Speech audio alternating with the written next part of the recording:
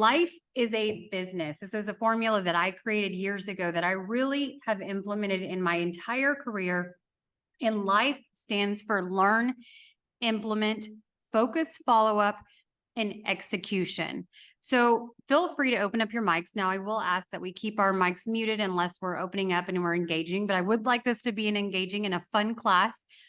Out of life, where do you think most people get stuck? So again, it stands for learn, implement, focus, follow up, and execution. Where do you feel like you get stuck? Focus, follow up. Focus, follow up. I appreciate that. Anybody else? Implementation.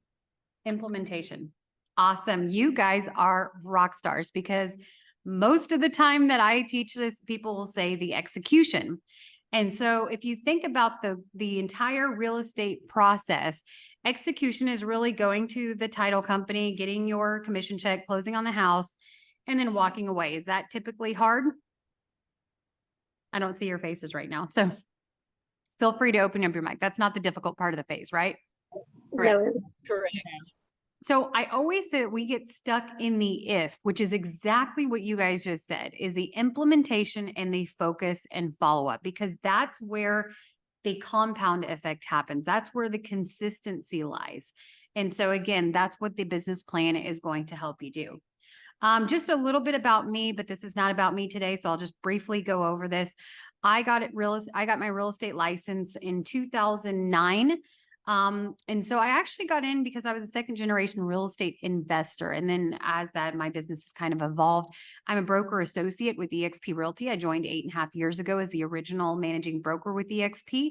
I also own an investment firm with my husband where we have flipped hundreds of houses, including houses to apartments to now we're doing absolute net restaurant deals. So if you're ever interested in investing, that is part of the series.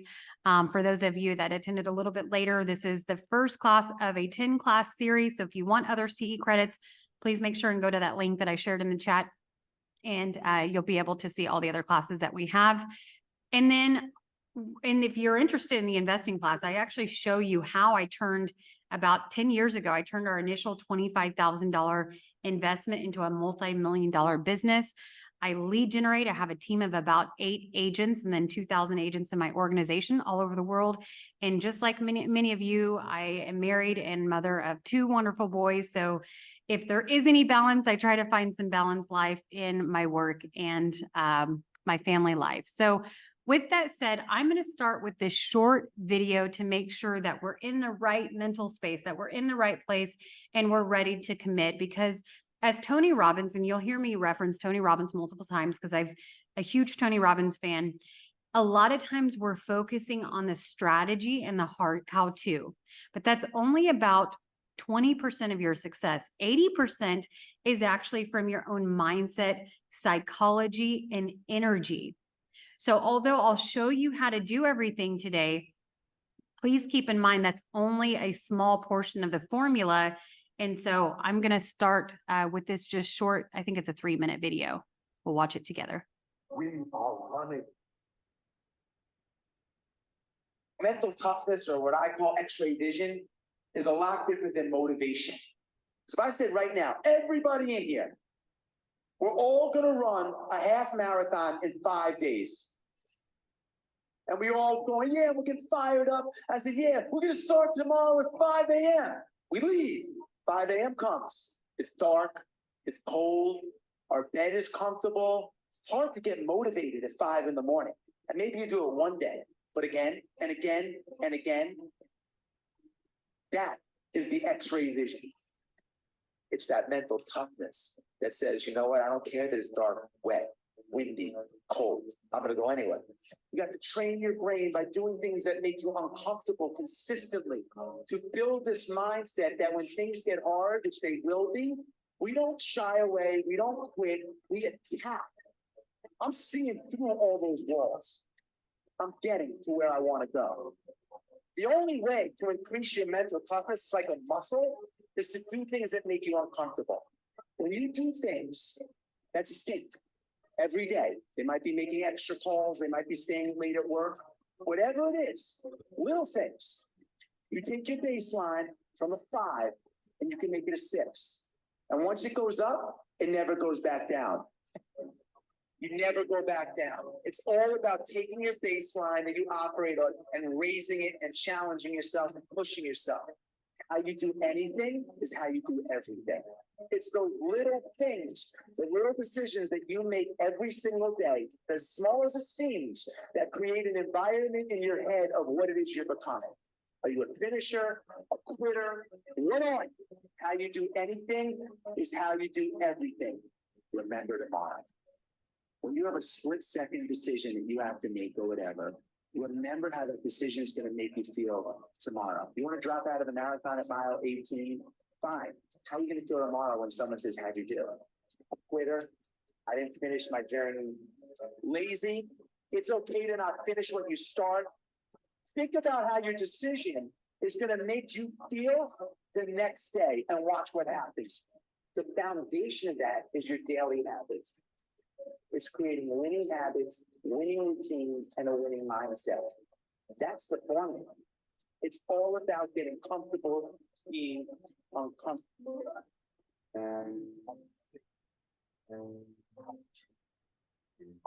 Okay, I think that was just an advertisement, but you guys get the idea. I've heard Jesse Itzler speak before, and he always says, if you notice in the video, remember tomorrow.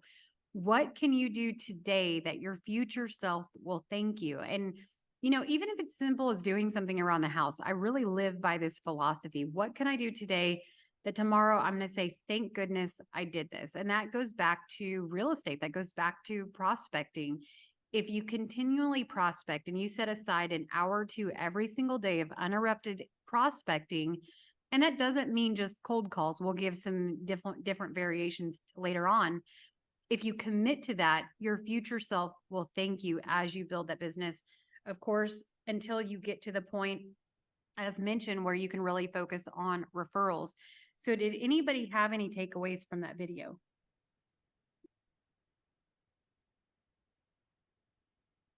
Has anybody seen it before? No, it was really good. I think like the procrastination is the worst thing ever. Right. And we all deal with it, right? So it's a very real thing. But if you think about, if you notice the topic is mental toughness. When you look at top producers, a lot of them are focusing on their mindset first before focusing on everything else, because everything else will come into place. Anybody else? I really like that. Excuse me. I like that video. It had, oh gosh, my dogs, I'm sorry. There's a lot of consistencies with, like when you see the successful, you know, the successful traits and stuff, everything starts with mindset and mental toughness, and to just see it reiterated and compacted in that nice short video is great. Absolutely. Thank you for sharing that. Because, you know, I always start with mindset first, because I believe that's where we have to get it right. A lot of times people ask, what is the secret sauce to success, right? We always want to hear what the secret is. And my answer is always your mindset first. And, you know, a lot of times that's not what we want to hear. So what I've always recommended, and I've done this for years, is if you simply go to YouTube and you put in motivational speeches, from videos to this, there's other great videos. I literally try to listen to one every single morning just to get into the right mindset before my day gets started. So whether that's you go on a walk or the gym or getting ready for the day, try to get into that mental zone right first thing in the morning. So click on here. All right. Ask yourself, are you one of 3 categories? And of course, this can vary from day to day. Am I a downer? Am I a dreamer? Or am I being a doer? So downers are the people that are always negative, right? Have you ever been around somebody? It doesn't matter what happens, they're always being negative. As a matter of fact, we were hanging out with some friends the other day, and the husband was kind of being a downer, and the wife looked at him and said, okay, Otto. If you guys have seen the movie Otto, but it's just a person that always seems to find the negative in every situation. We all know a downer. If you don't know one, you might look in the mirror. No, I'm totally kidding. A dreamer is not a downer. They have good intentions. So they're always talking the talk, but they rarely fall through. Unfortunately, I would say that's where a majority of the population lie. And then the doers are the ones that create their own paycheck, that they understand that their success is not dependent on, the market. It's not dependent on the economy. It's not depending solely on, what's happening on in the world, that they understand that it's their business is contingent upon the efforts that they're putting in their business. Now, there's days that I could be a downer. There's days I could be a dreamer, and there's days that I can be a doer. So it doesn't mean if you're stuck in one zone that you can't get out.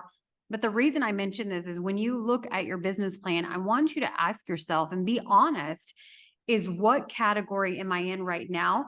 And what category do I want to go? So am I being a downer, a dreamer, or a doer?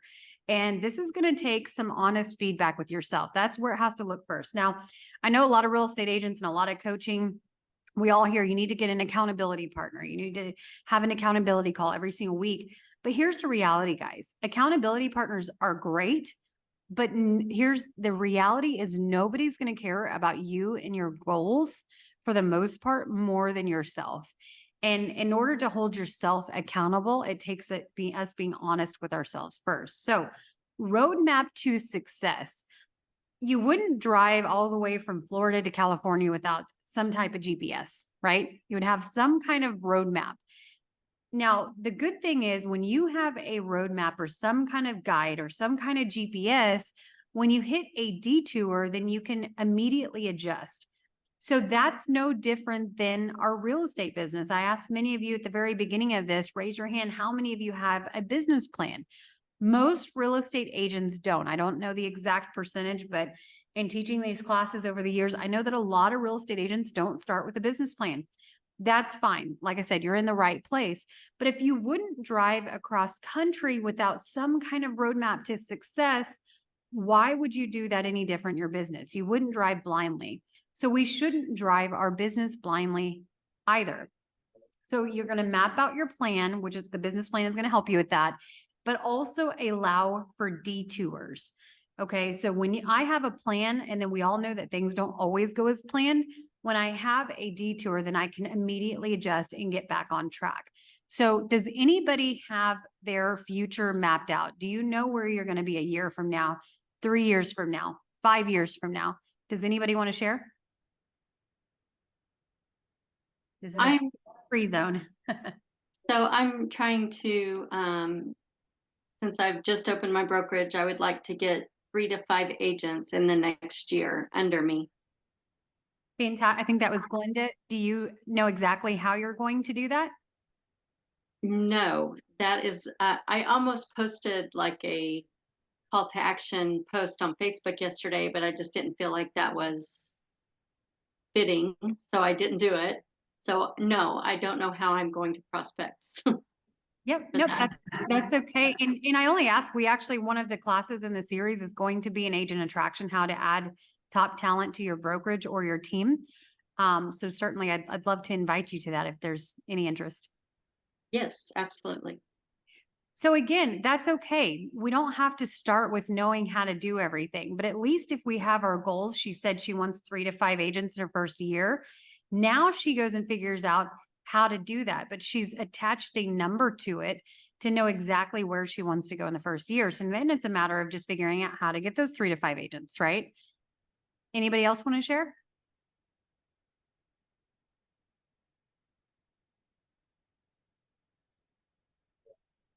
All right, so some necessary tools, especially in the real estate space. Obviously, I hope everyone has a smartphone. It's absolutely needed.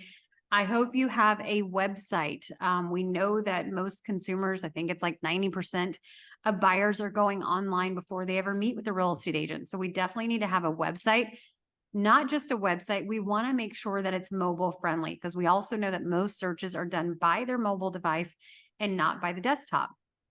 Ideally, your website would have what we call an IDX, Internet Data Exchange. This is basically the direct MLS feed to your website. So if you've ever been, or you probably already have a website like this, you've been to a real estate agent's website and they, that's where consumers can come in. It's almost like a realtor.com or a Zillow, but it's directly an MLS feed. So it's incredibly accurate. where people are searching for homes, $250,000 in Tulsa or in Oklahoma City or a given community, they're getting that direct news feed from the MLS. So that's what an IDX is. So we definitely recommend that your website has an IDX. On the back end of your website, it's ideal if it's attached to some kind of database or a CRM. Now, I'm asked all the time, of course, CRM stands for Client Relations Management System. This is going to house your past clients, your potential leads, your warm clients, and that you can really manage all of your contacts. Now, I'm asked all the time, what is the best CRM? Of course, we've all heard it's the one that you use, even if it's a simple spreadsheet, but you have to put it somewhere that it can be tracked, because we all know that we can't possibly keep thousands and thousands of contacts just in our head alone.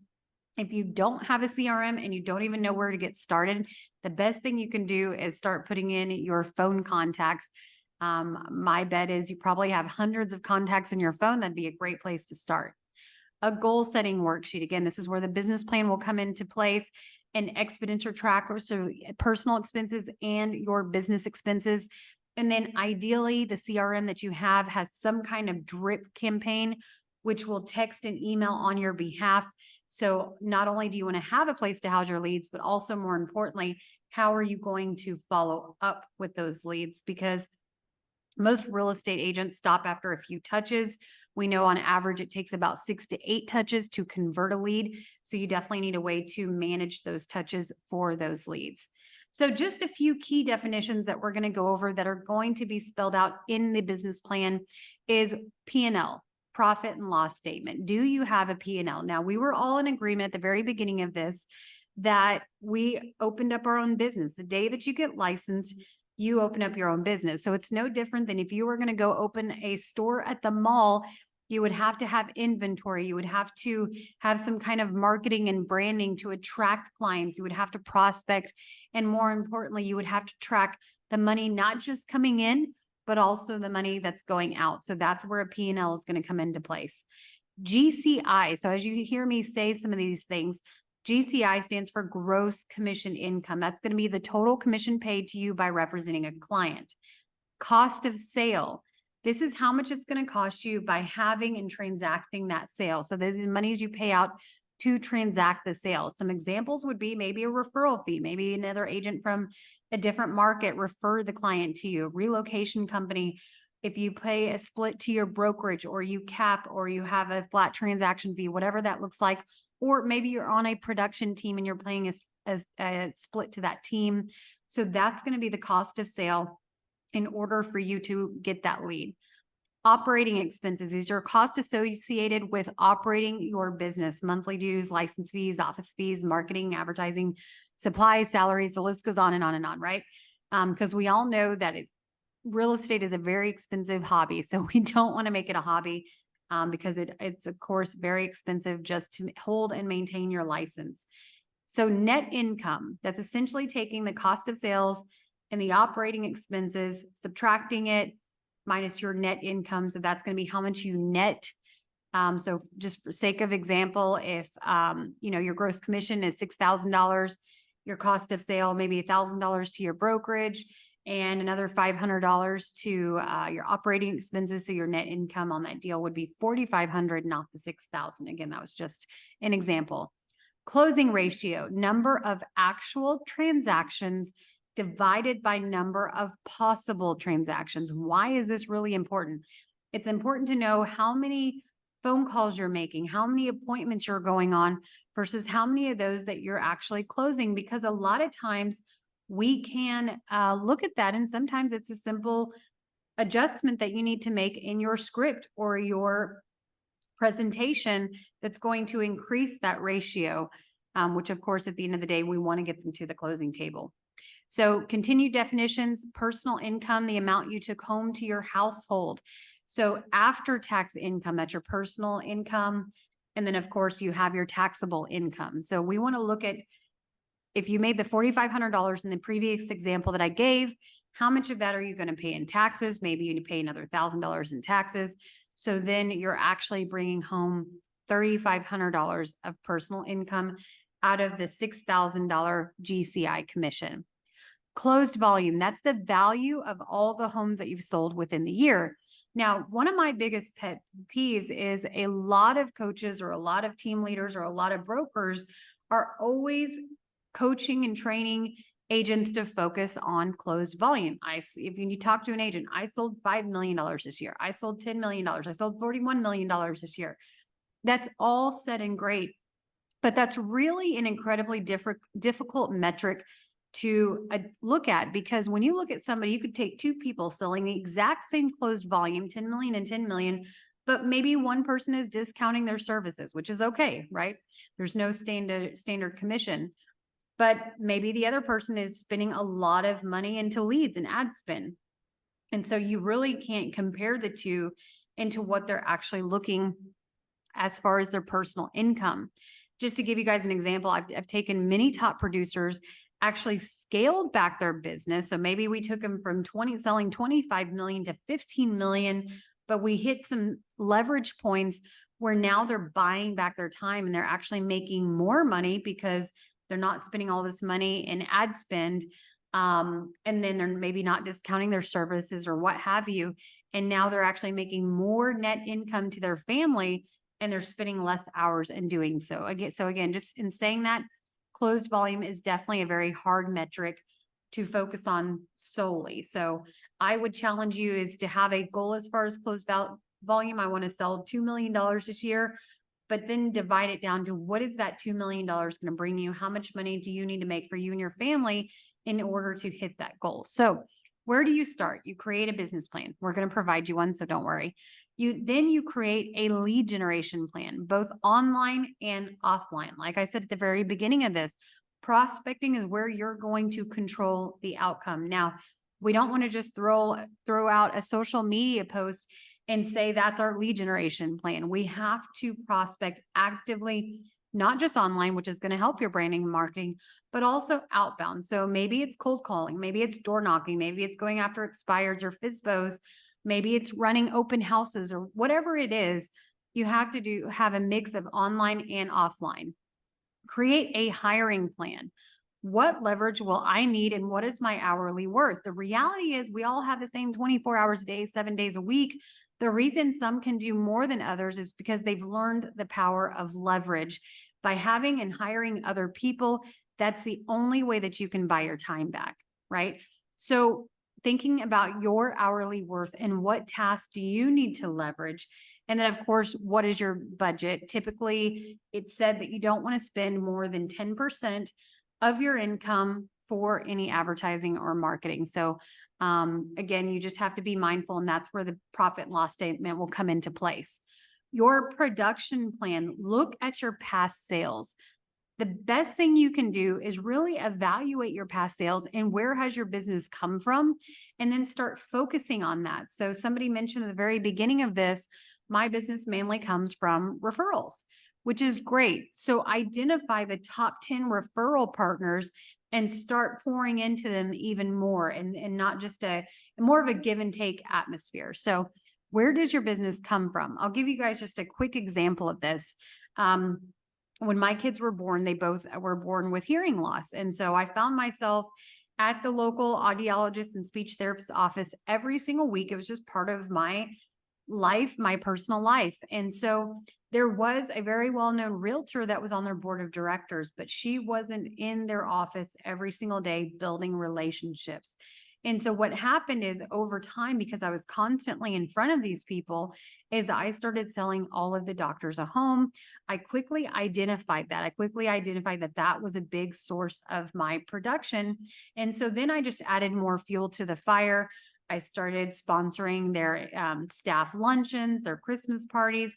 If they had an event for other children, then I would bring in a food truck, things like that. So you just pour on a little fuel to the fire, but you can't do that if you're not tracking where your business comes from. Make sense? And please feel free, if you have any questions, go ahead and just open up your mic and ask questions. Closing ratio, how many appointments have you had versus closed sales? So just an example, if you have a 2-to-1 ratio, that means you're going on 100 appointments in order to sell and close 50 homes. Average sales price. What is your average sales price?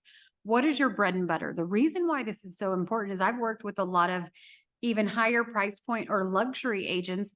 And we all know that that market is very volatile and it can quickly adjust.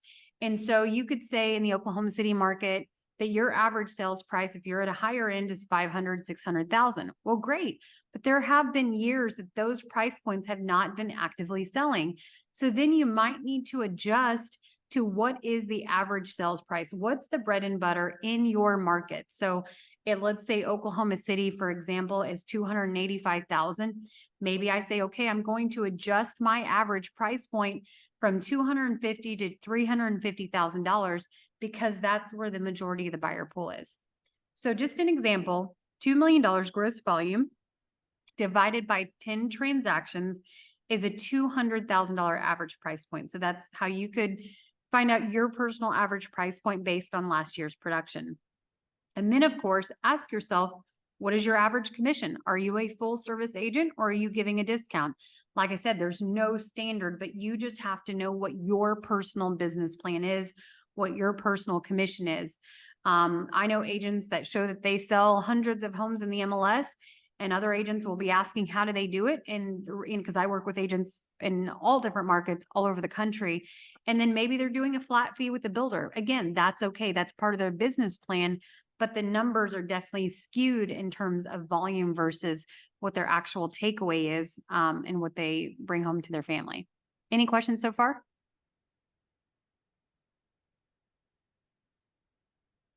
Nope. Okay. So here's just kind of an example of a production goal. So if your net income goal is $200,000, again, we need to understand what our operating expenses are, what our cost of sales. So let's say our operating expenses are $25,000 and then the cost of sale is $20,000. Maybe you have, again, a split to a team, a split to a brokerage, maybe it's a transaction fee, whatever that is, you have to know what those numbers are. We stuck a miscellaneous in there of $5,000. So in order to net $200,000, you actually need to be bringing in a gross commission of $250,000.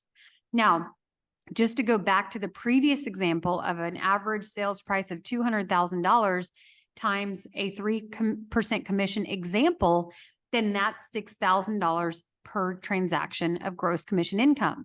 Now, I can now take that 6,000, divide it by the 250,000 gross that I need. And now I understand that I need 41.6 transactions next year, this year, whatever it is, in order to bring the $250,000. So if I break down the 42 transactions and I understand my personal closing ratio, how many appointments do I need to do to go on in order to close 42 transactions? So you see how we're kind of dividing it down into bite-sized nuggets. 42 transactions needed. Let's say my personal closing ratio is 2-1. So I need to go on 84 appointments in order to close 42 transactions. Again, this is going to vary from every single person. This is just an example.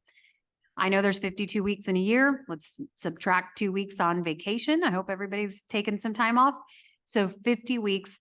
Now I divide that down and I understand based on my personal production, my personal ratios, that I need to go on 1.68 appointments every single week. Okay, so let me divide that down. How many calls, how many prospecting activities do I need to make in order to set 1 to 2 appointments per week?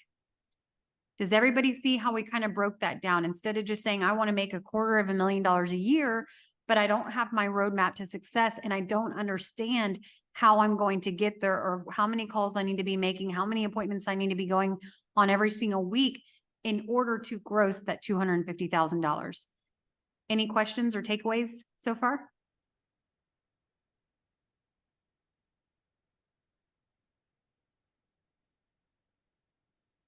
Anything anyone does differently? When you say calls, do you mean like, what do you mean by that? So calls can vary. I mean, this is for the sake of example, but so how many calls do I need to make in order to set 2 appointments per week? So that could be going after, expireds or FSBOs, but it doesn't have to be just calls. When I say calls, it's really a prospecting activity. It could be door knocking. It could be open houses, whatever you need to do in order to set 2 qualified appointments per week. Does that make sense? Yes, so like, would you count like just meeting people at the grocery store or your waitress?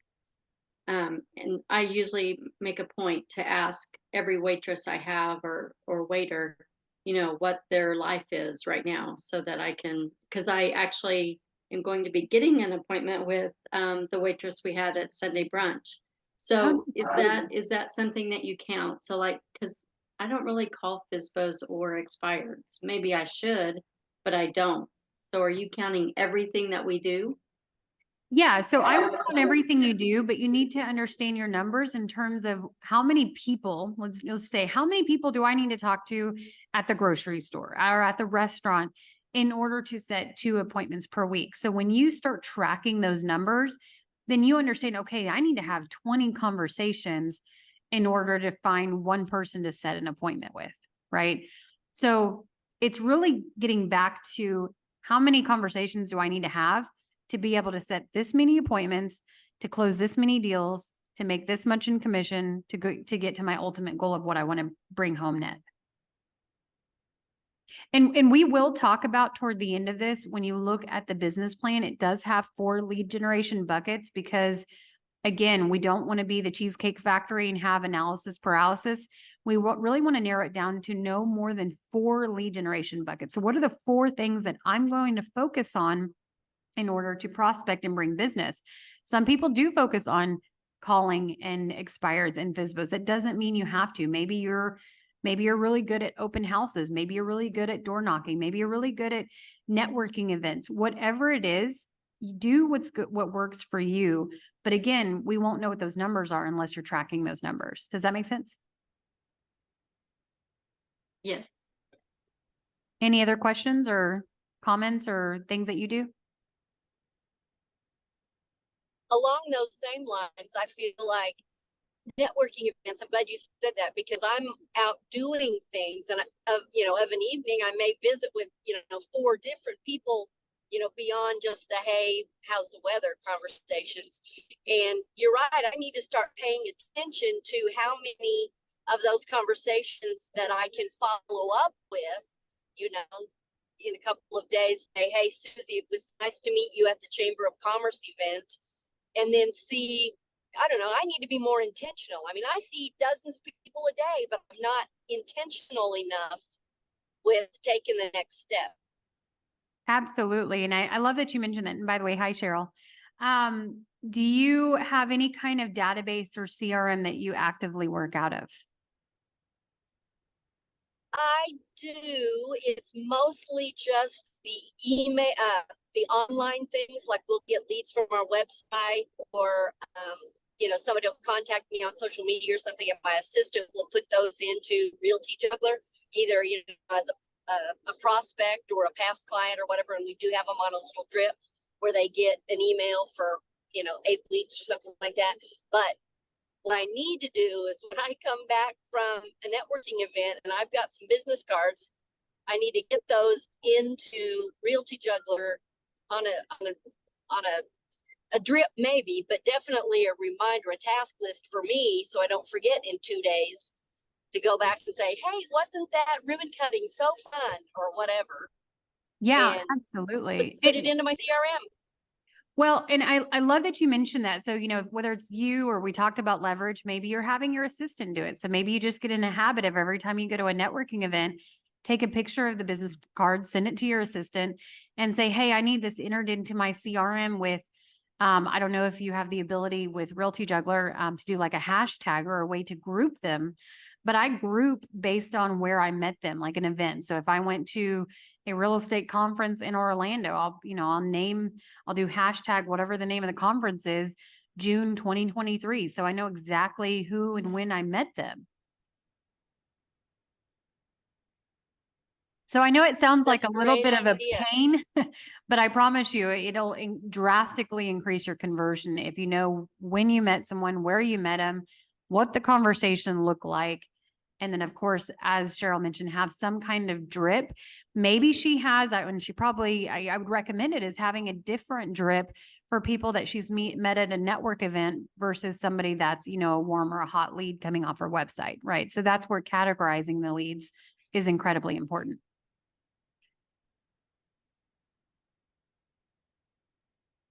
Anybody So, else?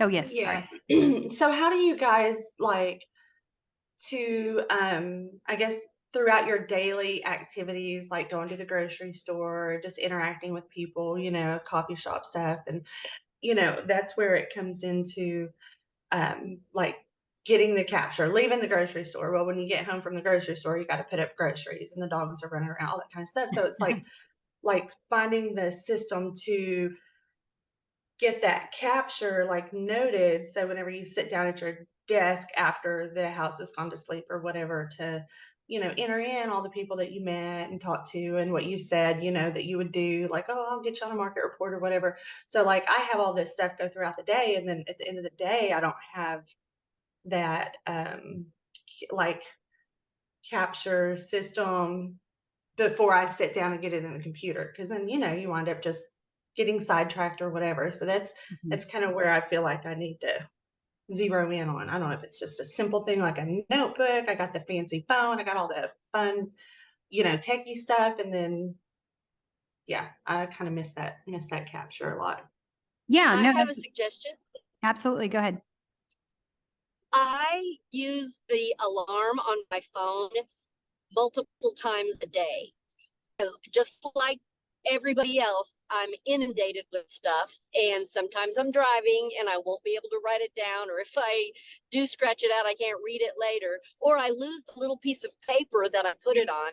So I just say out loud, hey Siri, alarm 11:45, call Susie Q, or something like that.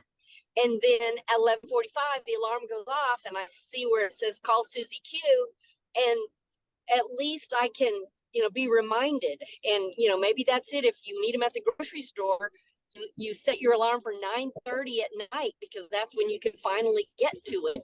And then you sit down with your calendar, or however you do it, and say, all right, I'm gonna call Susie Q tomorrow, or put her on an email drip or whatever. Right. Thank you. That is a great suggestion. It's so quick for me to just holler at the Google to remind me to, take the chicken out of the oven. I need to utilize it for that as well. So it's a great suggestion. Thank you. Yeah, and I'll just kind of add on to that. I mean, what I personally do, and anybody else feel free to chime in, is when I'm talking to somebody, I have a notepad with me. And then I also use the notes on my phone a lot. So like this morning, I had 8 leads come in. I haven't had a chance to put them in the CRM. I haven't had a chance to send them out to my assistant.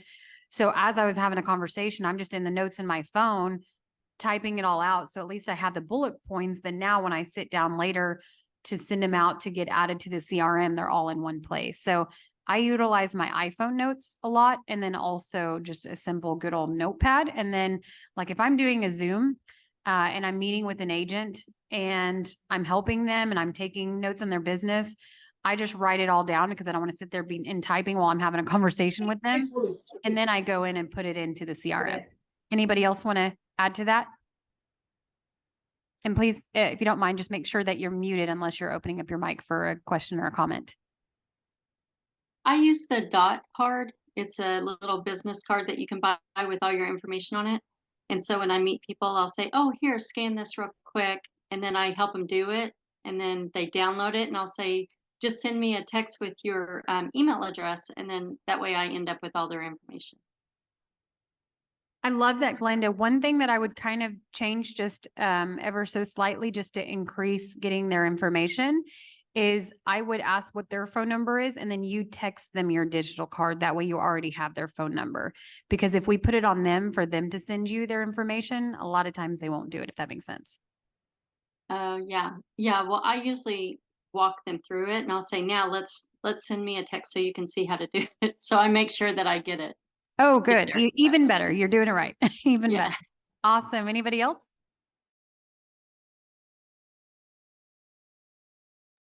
Okay, all great things. I think we can all learn from each other. So I like the collaboration. So as I mentioned earlier, life is a business. Learn, implement, focus, follow up, and execution. We know learning is not difficult. We all showed up here today to learn. We know execution is not difficult. It's not hard to go to the closing company and get your check and you know, typically unless there's something that happened. So where we get stuck is in the if, which is the implementation, the focus, and follow up.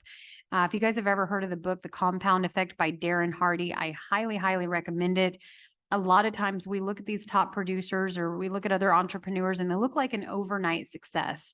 But what we don't realize is their overnight success is by the compounded efforts that they've done every single day.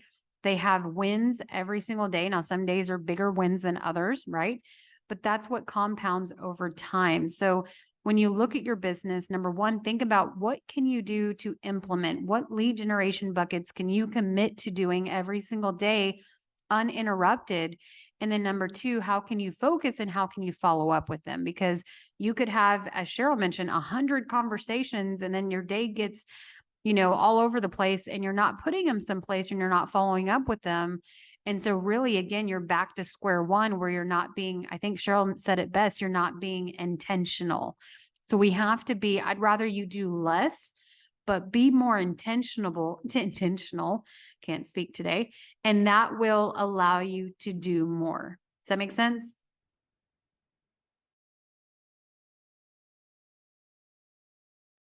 I'm going to take the quiet that it does. So assess yourself. Life is an assessment. So do your own life assessment. I'm just checking the time real quick here and making sure that we're still on schedule. All right. So sources of business. You know, a lot of people always say, where can I get leads? Where can I get business? My question would be, where can you not get business? We're very lucky that we're selling real estate. We're not selling life insurance or anything like that. We're selling one of the three necessities of life of, you know, food, shelter, and water. So we're selling shelter. So everybody needs shelter. So when you change your mindset and understand that it's a matter of everybody out there needs shelter. Now I just have to find out how I can be of value and be a resource to them. So you've got your traditional lead cultivating, which is your sphere of influence. And you'll hear people say your SOI, for sale by owners, door knocking, expireds, mailers, affiliates, etc. Everybody always coaches and training on going after your SOI, which is typically your friends, family, those closest to you. Yeah, I think that's a great place to start. But the reality is you're eventually going to run out of your SOI. So I've always focused on what I call sphere of power. It's really the law of quality over quantity. So instead of having 100 sphere of influence, I'd rather you have 10 sphere of power. And these are your personal cheerleaders. These are people that when they hear real estate, they think Micah at EXP, they think Cheryl, they think Susie, they think everybody else on this call, right? So the reality is it's about quality over quantity, which is your strategic partnerships. And then you start pouring more into those partnerships. You have your digital age marketing, of course, social media like Facebook, Craigslist, LinkedIn, Google PPC, AdWords, Zillow, Realtor.com advertising. Whatever it is, you have to find out what works for you. As mentioned earlier, I don't call for sale by owners. I don't call expireds, but I'm really good at networking. I'm really good at open houses. That's fine. You have to do what works for you. One of my good friends has written a book, which is really, really good. I highly recommend you can go simply Google it, is Gene Frederick's 101 Ways to Lead Generate. It tells you all the different ways that you can get leads, from creating partnerships with probate attorneys to locksmith companies to all the other standard things that maybe we haven't thought about, or maybe we have, but we now add it to our lead generation buckets. And then again, we do, if you look at the courses link, we have a class of how to generate 100 leads in 10 days, both online and offline. So if you're interested in that, that is one of the courses in this series. So create a database for sources of business. Sphere of influence, for example, maybe that's 10% of your business. Friends, family, those closest to you. And then we look at our sphere of power. Again, those are like your top 10 personal cheerleaders that when they think of real estate, they are excited to refer you. Then maybe you have other referrals, maybe from other affiliates. That's 10% of your business. Prospecting new leads, 30%. Seminars, workshops, 5%. And then paid internet leads, maybe from realtor.com, Zillow, Google PPC, Facebook ads, 25%. So when you start tracking where all of your business comes from, now I can track and see where is my time best spent.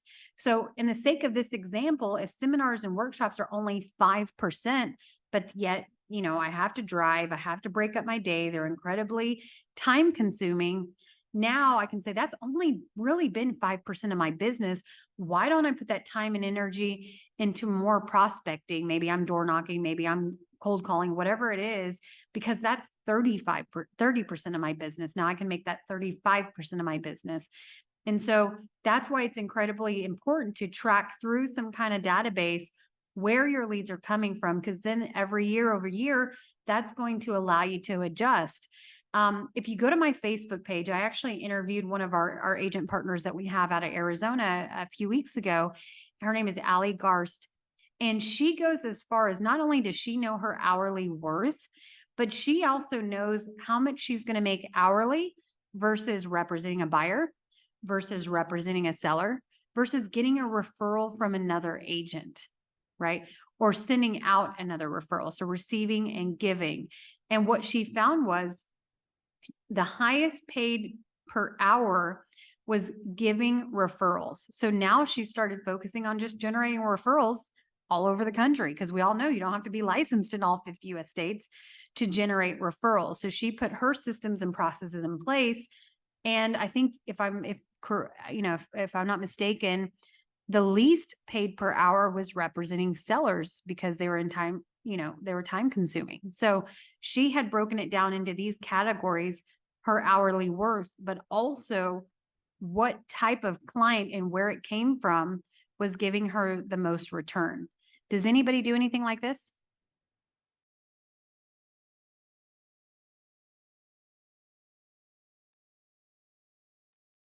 Anybody want to start doing That something like blows this? my mind. Yeah, that I would love to. It just, I can't even figure out. I don't know. I'm doing 14 things at once. And so I don't know how I'm going to keep track of, oh, that was a lead generating activity, or that was a buyer focused, you know what I'm saying? I just don't even know how to start. No, and I appreciate you mentioning that, Cheryl, because again, that goes back to leverage. That's the only way that we can buy our time back. So maybe when you're texting your assistant, hey, I just met Susie at XXY, networking event, and just ask her to group all of them. And at the end of the year, you start just identifying, or maybe you do it, and better yet, do it quarterly. Okay, I met this many people, this many turned into a client from these type of events or from this resource. So just add it into what you're already doing and leverage that out. And I think it's like when you buy a blue car and then you see all the other blue cars on the highway. I think as soon as I would start paying attention to, how many people I'm converting, then I'm going to start converting more just because I'm more aware of it. Oh, absolutely. So you're talking about the REM. So she's absolutely right. I teach her this in some of my other classes. We live in Puerto Rico, but I'm licensed in Oklahoma. And, when we bought our black Cadillac Escalade in Puerto Rico, I was like, we have the only black Cadillac Escalade on the entire island. And then of course, what happens when you drive off the car lot, you start seeing them everywhere, right? That's how our brains work. So when you know who your ideal client is, if you've built out an agent avatar, which I have all these worksheets, if you'll just send me a message, my contact information will be at the end. I'm more than happy to share this with you. But when you know exactly who your ideal client is, instead of just going after any client, now your brain is triggered to identify and look for those types of clients. So Cheryl, you hit the nail on the head there. Anybody else?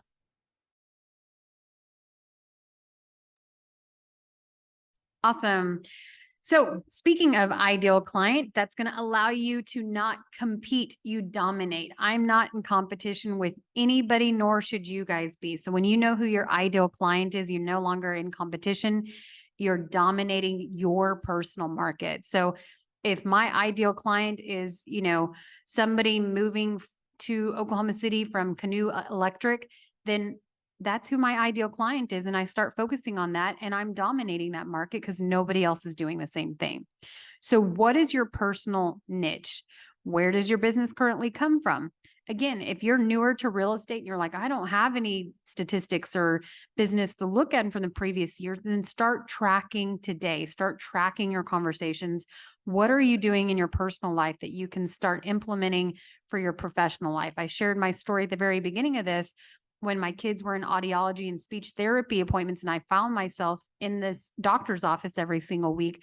I identified that very early and then just started building those relationships because it was already part of my personal life. 2 kids in school. Okay, I'll become the homeroom mom, even though I never wanted to be the homeroom mom, but I needed to be in front of the other parents and other teachers. And then, of course, it doesn't hurt to be in front of your kids more. So again, what are you doing in your personal life that you can now combine with your professional life and make sure they're in alignment? When you know who your ideal client is, now you can provide value and ask yourself, what problem do I solve for them? How can I stand out from all the other 3,000, 4,000 agents in my market? And then you can start targeting your marketing and not run with the rest of the pack. Okay. So which is going to allow you to become the known expert. Okay, so tracking your leads. As we mentioned earlier, leads are as good as the one converting them. So it's important to know your personal conversion, and also for 2 reasons. Number 1, to know what the expectations are, but also to create realistic goals for yourself. So I can't say that I'm going to generate 100 leads and I expect to have 100 closings out of them. We know the national average is give or take about 1 to 3%. If you can get closer to 4, 5, 6%, then you're doing pretty good. So I know in order to add 6 closings a month that I need to generate 100 leads, right? How are you going to track those leads? And then more importantly, what methods will you follow up? The average is 8 touches. So I know for my personal team, any leads that I give them, they are required to call that lead 4 times within the first 24 hours until they get a hold of them.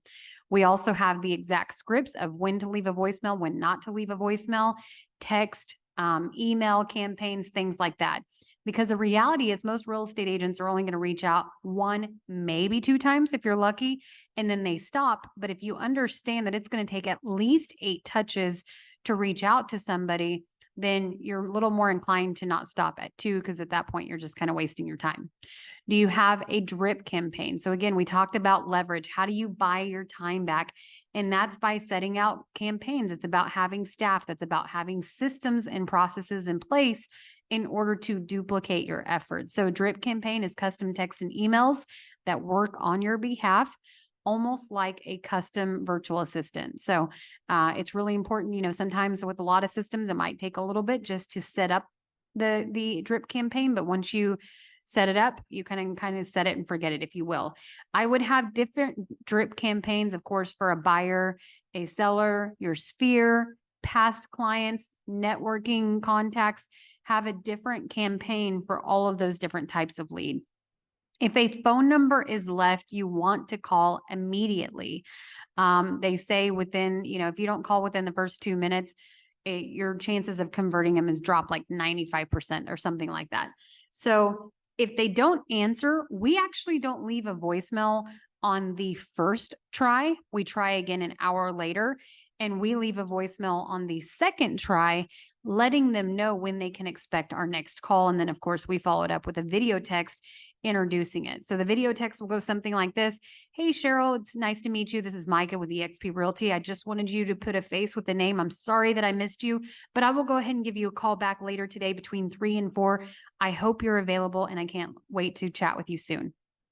Right. So that's just kind of a brief outline of what our touch looks like in the first 24 hours. Then we follow that by 7 days of pain, and we follow up with them over a year out. Keep your scripts short and sweet. I'm a firm believer that scripts are just the anatomy of a conversation. You don't want to sound robotic whatsoever, because people can tell if you're reading from a script. So what we have on our team is we very much use the script anatomy of LP Mama, which LP Mama is going after location, price, motivation. Are they working with an agent? Do they have a mortgage? And then of course, trying to set the appointment, and we use a buyer intake form that kind of keeps the conversation on track to get the answers that we need in order to provide value and offer our services.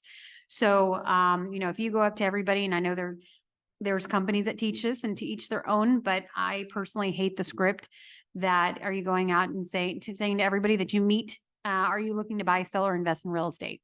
Right? That does not provide value, does not build rapport, does not build relationships with anyone. So think about the scripts as more of the anatomy of a conversation, but you're there really just to build rapport and add value. And that's how you're going to increase your conversion. Anybody want to comment on that?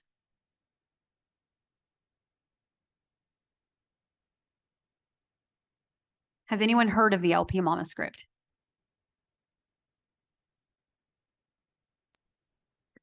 Yes, I did. And I think nobody wants to be sold on. So, starting a conversation, if you want to sell or buy, I think it's no. Right. Absolutely. Nobody wants to be sold. Anyone So else? Yes, I've heard of the LP Mama script briefly, and it happened so quick that I didn't catch all the acronyms. Do you Yeah. mind repeating those? No, absolutely. So LP Mama, so location price, right? And then Mama stands for mortgage, or have they met with a lender essentially? Agent, have they met with an agent? The first M is motivation, and then the second M is mortgage. And then the last A is to set the appointment. If you simply go to YouTube and just YouTube LP Mama, there's a lot of different variations where people give advice on that. Thank you. Yeah, my pleasure. Great. Good stuff.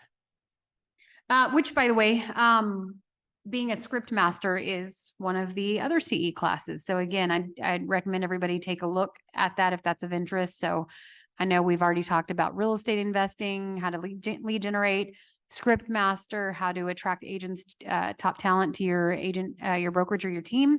All of those are included in those courses. So, and they're all free, just like this one. And you get CE credit if you're in Oklahoma. So real estate is a very competitive market. We all know that. So how are you going to stand out? So instead of competing with everyone, how are you going to make yourself different to where you stand out, you provide enough value and build rapport with these clients that you're no longer in competition? We talked about dominating versus being a competitor.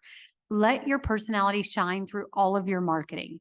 You want to be different than everybody else. I've always run this in my entire career is what is everybody else doing? And then run the other way and do something completely opposite.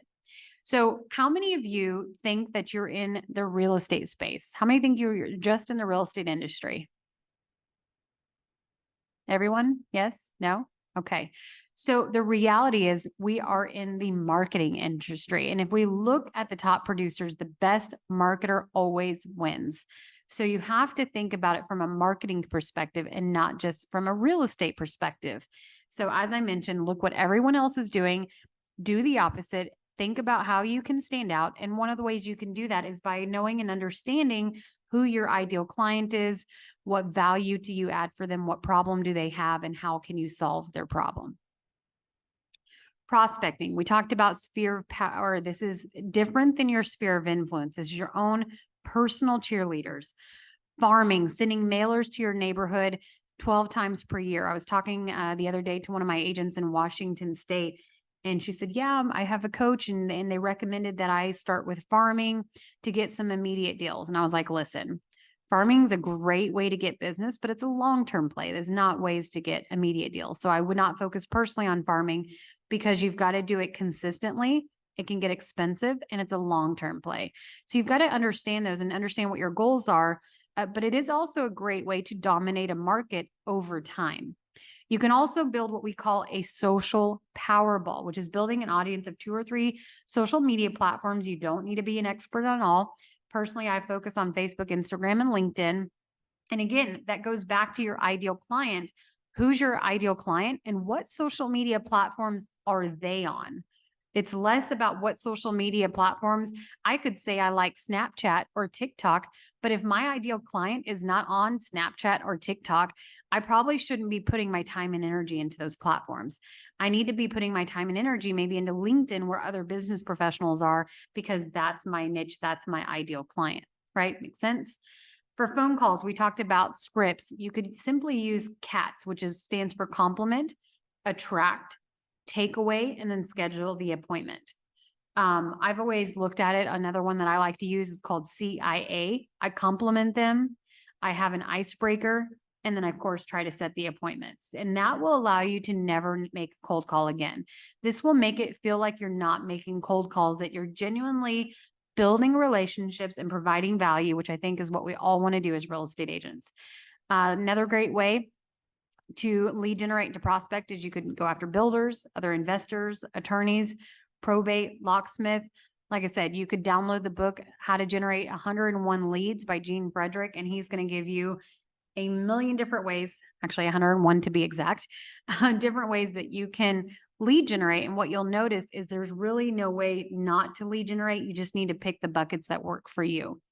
So another definition is ROI, return on investment. What is the average cost per lead?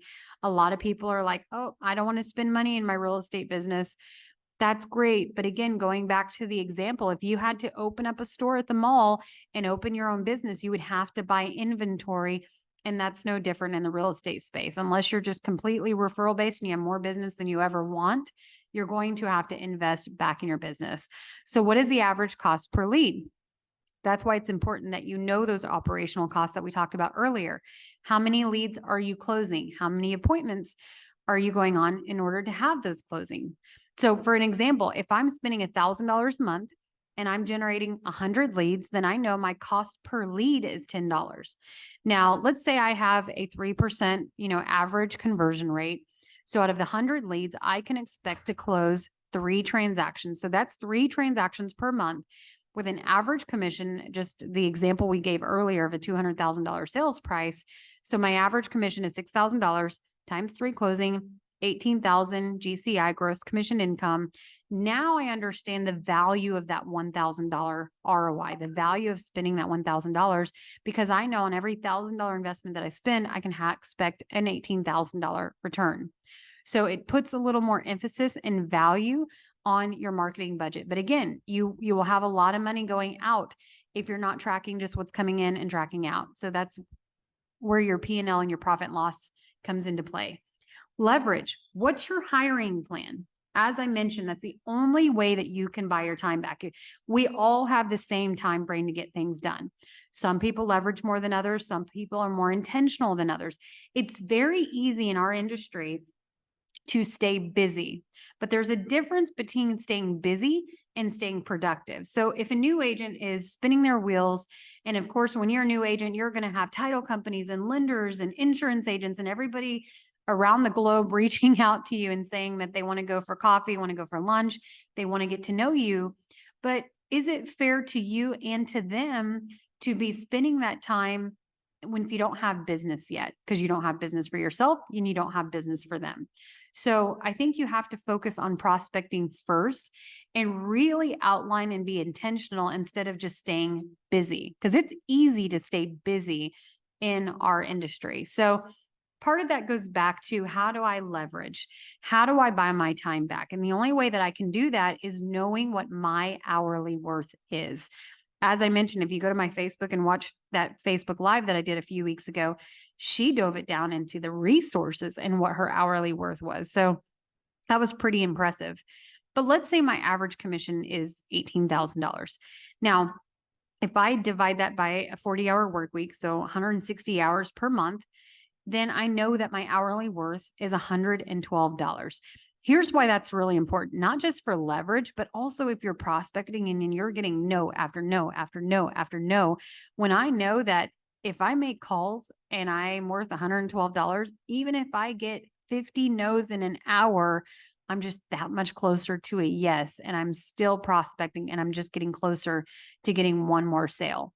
So my hourly worth on this example is $112. Shouldn't I be delegating the $10 hour activities? You know, if you're doing social media content, you shouldn't be editing. If you're doing social media marketing, you shouldn't be posting all of your marketing. If you're writing blogs, you shouldn't be writing the blogs. Or at least, even if you don't hire somebody full time, you could hire a part-time VA. You could use AI like ChatGPT. You could use things like Canva, Fiverr. The list goes on and on and on. So you don't have to go in hiring somebody full time. If you're in sales, it might be smart to hire somebody, a transaction coordinator. So hire a TC. I even recommend a lot of times that even newer agents hire a TC, $250 a transaction, whatever it is. Find somebody and just be able to now focus your time on what we call the IPAs, the income producing activities, and not the other things that just keep you busy. Activities could include showing assistance, data entry, contract entry, marketing, appointment setting, etc.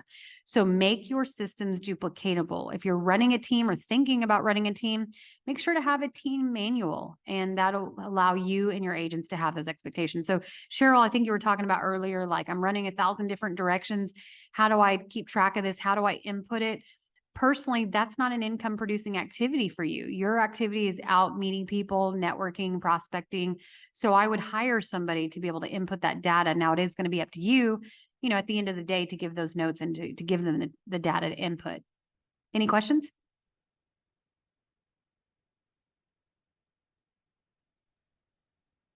Anybody doing this so That's far? a great hint. And yeah, I do have an assistant, but boy, I need to fine tune what I have her do for me. That's great. And again, that's where when you know your hourly worth and then versus what you're paying them, and this is with no disrespect to them, right?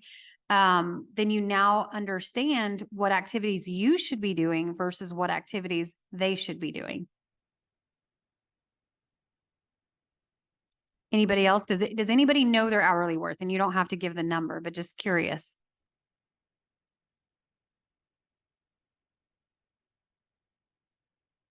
Okay. Awesome. Well, hopefully by the end of this, we all do. All right, time blocking. Consistency matters. You can either time block, schedule, or a task list for the day. I run by my calendar. I run a Google Calendar. If it doesn't go on my calendar, it doesn't exist. So some people don't like to time block. Some people like just to have a task list. You know, these are the things that I have to get done for the day. Here's one of the best things that you can do is get a piece of paper, draw a vertical line. On the left side of it, draw everything that you want to get done for the day. And then at the end of the night, on the right side, write the things that you got done, the things that you didn't get done, and then where did your schedule go array? What, you know, again, maybe it was a lender called you and invited you out to a 2-hour lunch instead of doing your prospecting activities. So where did your day go array? And that's going to help you take control of your schedule. Here's the other thing. Get the most boring tasks completed first. If you don't, they'll drag you on throughout the day.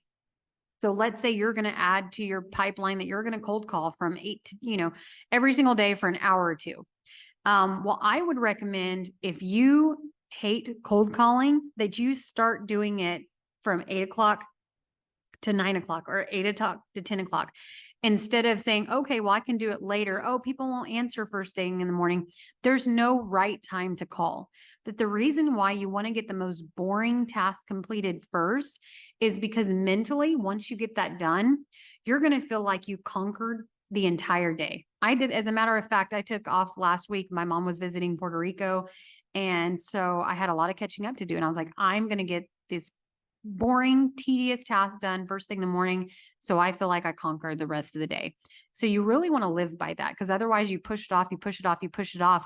What happens is it mentally bogs you down. So of course, if you're going to add prospecting calls to your schedule, I would personally do it first thing in the morning.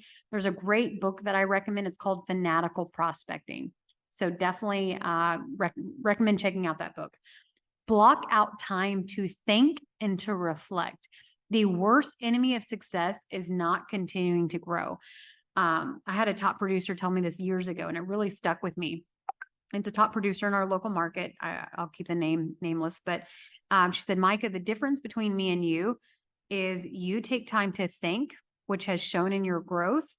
I'm just always hitting the ground running for the next deal. I don't take time to think. So As weird as it sounds, taking time to sit down, think, and reflect on your business.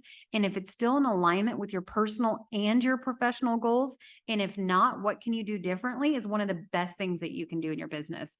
As a matter of fact, I've always said one of the keys to our growth has been my husband and I sit down every single morning when we drink our coffee together faithfully 7 days a week, unless one of us is traveling. And we will have what we call meeting of the minds, where we hold each other accountable, because nobody cares about our family goals more than we do. And we're true and honest with each other and hold one another accountable, but also reflect on things that we can do better. So we don't revisit our goals weekly, monthly, quarterly, annually. We revisit our goals every single day, as odd as it seems. Consistency matters. Not doing an activity today can put you months behind. I've already talked about The Compound Effect by Darren Hardy, which is a book that I recommend.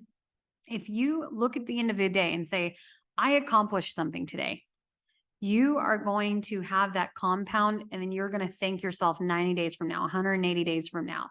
Some days are going to be bigger wins than others. That's okay.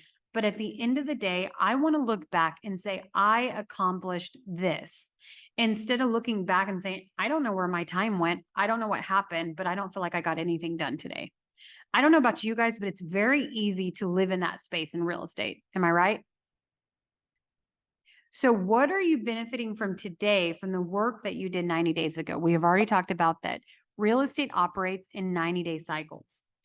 Budgeting, what expenses to expect? Of course, you've got your income from buyers, sellers, referrals, leases, or other agents, depending on how you're structured with your company. You have your cost of sale. That's going to be referral fees, listing, buyer, agent split, brokerage fees. If you're on a cap, if you have a split, if you have team splits, whatever that may be. And then, of course, your expenses: marketing, lead generation, auto supplies, gas, dues, technology, insurance. If you have assistant, if you have a virtual assistant, salaries, education, mentor, coach, staging, photography, all the things that it costs you to run a sale. It's important to track those. So if I know, just from the example earlier that I gave today, if I take a listing and I'm expecting to make $6,000, which, by the way, again, another plug, one of our classes is list to sale. If I look at a listing as an investment, because I know my personal listing package is I hire a staging consult, I hire a professional photographer, I hire a professional videographer. Let's say I'm all in without my own personal time, $500. I'm now pickier on the listings that I take. I want to make sure that they sell, because now I understand there's a $500 upfront investment on my end. Now, again, if I don't track those expenses, then I don't know what those numbers are. So here is the long-awaited Bulletproof business plan. I'm going to share this with everyone. If you can please put your preferred email now in the chat. Again, this is also for CE check-in. I'm not going to spam you. I will send you one email. It will be the copy of this Bulletproof business plan, and also just to verify that you're still here. So please go ahead and just take a minute, put your email in the chat.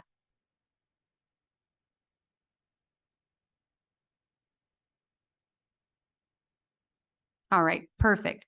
So here's the one-page Bulletproof business plan. I developed this years ago. For those of you, I mentioned this at the very beginning. I intentionally have it simple, one page. It's supposed to be on your workspace at all times, where you look at it every single day. We don't need this big, long, comprehensive business plan that you're not going to look at until January 1st of the following year. So what is your 1 month goal? What's your yearly goal? What's your 5-year goal? And then, of course, your BHAG, which stands for Big, Hairy, Audacious Goal. If you had your option, what is the big thing that you're looking for? Maybe it's a number. I want to make this amount of money. Maybe I want to buy a new house for my family. Maybe I want to take my entire family on a family vacation to Disney. Maybe I have a family member that I need to help with some medical bills. Whatever it is, you want to understand what your big, hairy, audacious goal is, and then attach that to your why. Now, I know understanding your why can sound a little bit cliche sometimes, but your why is so incredibly important, because if we go back to the very beginning of this, when we watched that YouTube video, and he said, when it's cold and it's rainy and it's 5 a.m. and you don't want to get out of your bed, If you don't know what your why is, and then more importantly, add emotion to it, it's easy to let things go.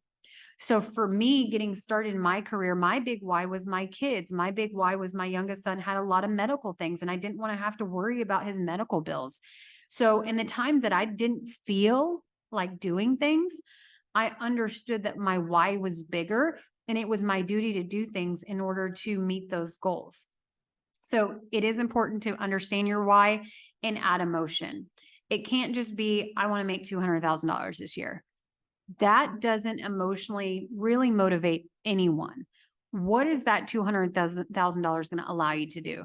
Buy another house, take your family on vacation, pay for medical bills, whatever it is. Everybody's different. Make a charitable donation, whatever it is, but add emotion to it. So think about that when you're developing your why. And then, of course, as we mentioned earlier, ask yourself and be fully transparent. Am I being a downer, a dreamer, or a doer? Downer's always negative. A dreamer is the one that has good intentions, but they rarely follow through. And the doers are the ones that take control. They name their own paycheck and they don't blame outside circumstances. Now, what's my plan of action? Who's my ideal client? We mentioned this, how our brains operate. When we know who our ideal client is, we know what problems they have and how we solve those problems, our brains are naturally going to look for that ideal client. What was my gross commission income last year? What was the average number of transactions? So now I'm going to break it down, my gross commission income, how much my operating expenses are, my cost of sales, closing ratio, how many appointments do I need to go on versus how many will close? And then, of course, have some reserves. It's always good to have about 10, 20% reserves because we never know what can happen, right? How many appointments do I need to schedule per week? How many appointments are my schedule per day? So in the example that I gave you guys earlier, I needed to schedule 2 appointments per week, which means I need to set X amount of calls, whatever it is, whatever your lead generation buckets are. And then understanding your hourly worth is going to allow you to say no to things that don't fit into your schedule, that don't match your goals, and then also allow you to leverage. And then lastly on here, we have the 4 lead generation buckets. Again, we don't want to be looking at all these different things and we're not following through. We need to say, okay, I enjoy cold calling. Okay, maybe some of you don't. I enjoy going to open houses. I enjoy going to networking events. I'm going to start focusing on my kids' school programs and really be proactive there. Whatever it is, or maybe one of them is social media marketing. I'm going to focus on Facebook ads.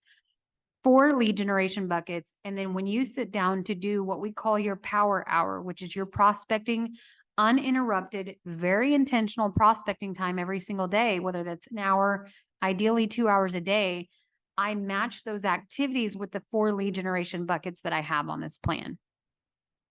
Any questions on the Bulletproof business plan?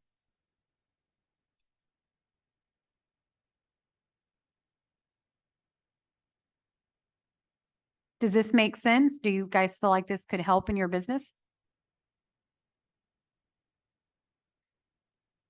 Yes.